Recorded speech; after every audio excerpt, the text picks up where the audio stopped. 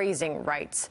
Bundy, his two sons, and a militia leader all on trial. William Lajeunesse is live on the West Coast for us. What is this trial all about, William? Well, you know, this was a big story, and it came very close to being a bloody shootout. Now, there are two versions of the story, and we heard both in recent days in court over what happened during that armed standoff in 2014.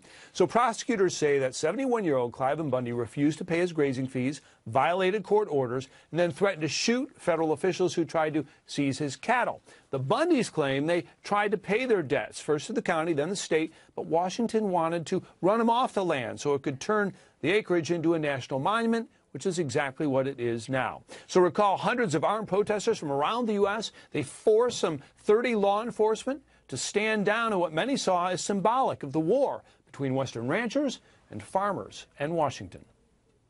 This is a very simple case. It's about a man and a family who ranched the land. The family's been ranching it for 150 years. The federal government comes in. They claim a right to manage that land, and the way they're managing it would have driven him out of business. Eventually, the feds took back the grazeland for the desert tortoise, and now it is the Gold Butte National Monument. Sandra? William, why has this taken so long to get to trial?